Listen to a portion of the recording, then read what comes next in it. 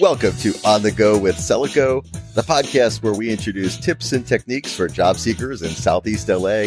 And now here's your host, Margene Clements.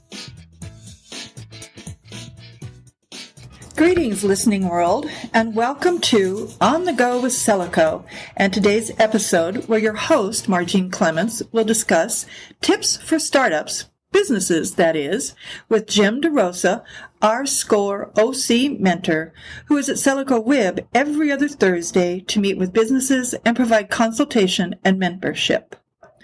Jim, let's just dig right in and have you tell me 5 things a business needs to start and succeed in their business. Well, sure, Margene. Thank you very much for inviting me today. So I think the most important thing, the first thing is really a good idea. So there are 5 that I think are critical, 5 things, but the number one is you need a good idea. You don't want the same idea everyone else has. You want something that's somewhat unique or different. And so, for example, you probably heard of the show that Mike Rowe stars in, The Dirtiest Jobs. Yes. Okay. All right. So Mike also does a podcast and a series of things about business. And one of the things he's come up with is some guidance. And I'm not sure he's the originator, but I think it's quite useful.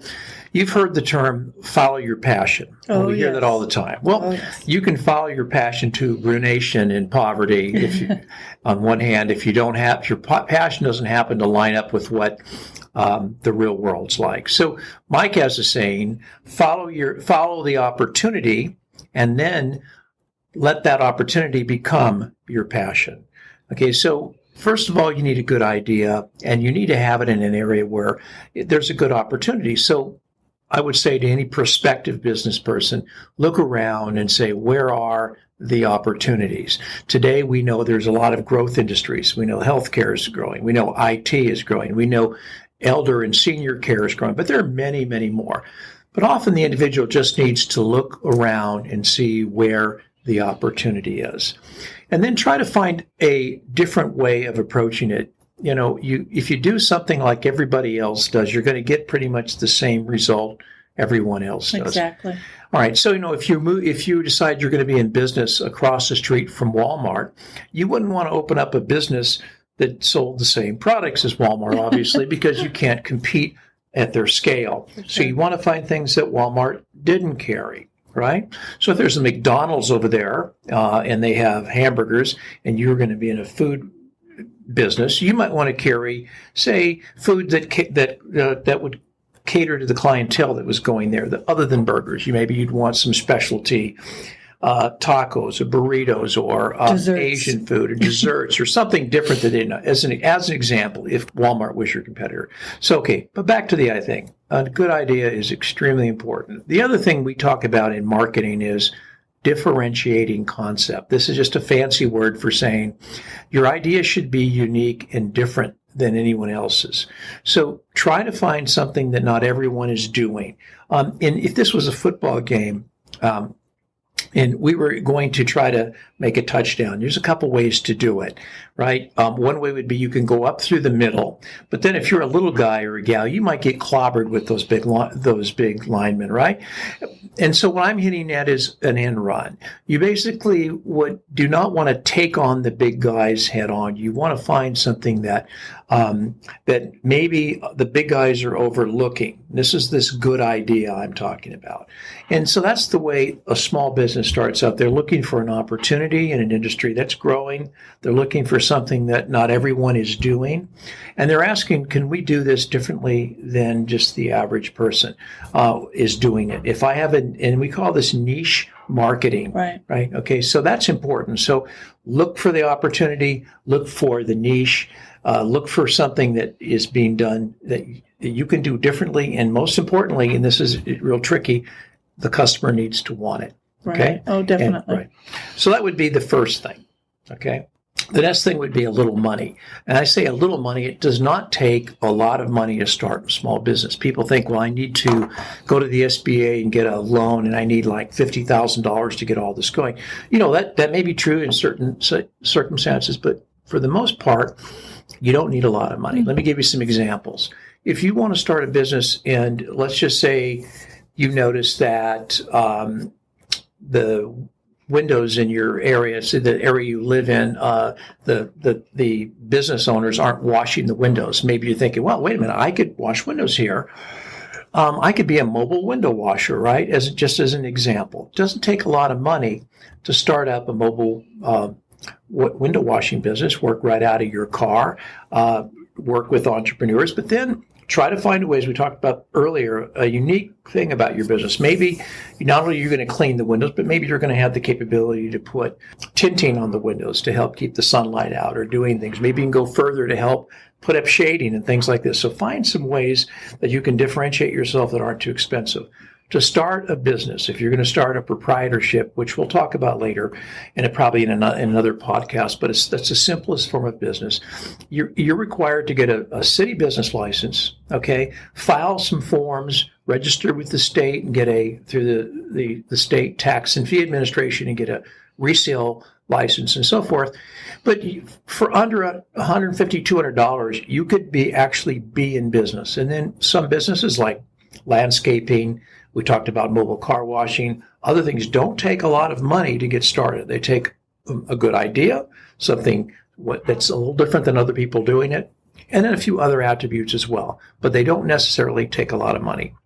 Once you start in your business and you find your business becoming successful and needing to grow, that's the time when you want to go and reach out further to grow your business. Now, the first place, where are you getting money? I mean, there's a lot of places. There's a lot of places on the web that you can now kickstart and do a variety of things. But most people still today, for small businesses, go to friends and family. That's the first place that people go. And if you're going to start a window washing business, you can be in business for under $500. So you might be able to find friends and family, for example, that can help front that money. Once you get started and you start being busy and you're washing windows all the time and you're growing, you realize I need a truck or I need to hire somebody to help. That's the time to start thinking about maybe developing a business plan, talking to a bank or SBA about getting a loan and getting more business. But the first thing in starting a business is it doesn't necessarily take a lot of money. Go prove the concept that it actually works. Test this concept, and if it works, then you would consider rolling it out, okay, and then going for a larger audience and getting more money. Great. All right. Great. The next thing you need, along with this, these are not necessarily consecutive. They can also be done at the same time, okay, would be a good plan. In business, you need to be well organized. People that aren't organized tend to fail because there are so many moving pieces in the business. Not only do you need the licensing, you need to do some marketing and go out and get customers, right? You need to actually perform the work. You need to pay your vendors. You need to invoice your customers, right? You need to, at times, pay taxes, your sales tax that's due, your 941 taxes for employees, your income taxes at the end of the year, and your quarterly. There's a lot that goes into this. So it takes a good plan, okay? So I would say if you're thinking about being in business, and one of the things that you should have as a character attribute is be a good organizer or planner. And if not, have somebody who will help you, a spouse, a friend, maybe even a partner. Okay, these help with that sort of thing. The next with business, other than working for yourself, is you have to have the courage to take a risk. Boy, is that true. Business is about taking a risk. If you don't want to take a risk, work for someone else. What's your risk? Well, your risk is that, you may lose your job, but that's the extent of it. You can go get another job. You start your own business, you're putting yourself out there. You can lose your money that you've put up, your time, your effort, your energy, your investment. You could be sued. Of course, there are ways to protect against being sued, and we can talk about that. But basically, you risk everything. And what if, in the end, you do your very best and you fail? See, that's what makes business so interesting. It's risky. And with risk, there should be rewards. If, for example, if you are not if you are risk adverse, then, as I said before, work for someone else and put your money in a passive investment like the stock market or the bond market. And whereas over the next 10, 20, or 30 years, you can earn 8 to 10% on your money without doing anything except just putting it in there and not touching it. However, If you want to open your own business and you want to earn more than that on your money, and you should, then consider taking some risk with a good idea, okay, a little bit of money, a plan, and then go out and give it a shot. The last attribute, I think, it's last but not necessarily the least important, and it's perseverance. A business is not for the meek or the weak or those that are afraid to take chances and who can't hang in there. So it's not for quitters. I mean, I want to be honest with you about it. If you're the kind of person who says, you know what, I can do that, and stays at task and sees it through and works, keeps their commitments, keeps their promises, and makes it happen, and you can persevere, then you have a good chance of succeeding in business, because a lot of business is perseverance, because you hear no a lot in business. You need sales, but I can't get them. You need money, but the bank doesn't want to loan it to you. You need customers, but they're not beating at your door. You got to go get these things. You have employees that you may hire who don't perform, and they have to be discharged, and it can be discouraging, but you get up every day and you have the wherewithal to go and persevere. Perseverance, in my view, is more important than money. Okay. It's more important than a good plan or a good idea. They're all important, but being able to stay on task, persevere, see it through to fruition is extremely important. That's pretty phenomenal. So what I'm hearing is, if you out there, listener, have a good idea, just a little bit of money, at least the beginnings of a plan, and are a risk taker and not a quitter, but someone who can persevere, then what I think you want to do is to come and visit the Business Resource Connection at Selaco Web, and also schedule an appointment to meet with Jim DeRosa, our SCORE OC mentor, who is here every other Thursday to meet with you and to help you succeed at your business. Thank you for listening. Thank you, Margie. Thank you for listening to On the Go with Selaco. If you've enjoyed the episode, please subscribe to the podcast on iTunes. You can also download our app, available for free on Google Play and the Mac App Store. Thank you for listening, and we'll be back soon with a new episode.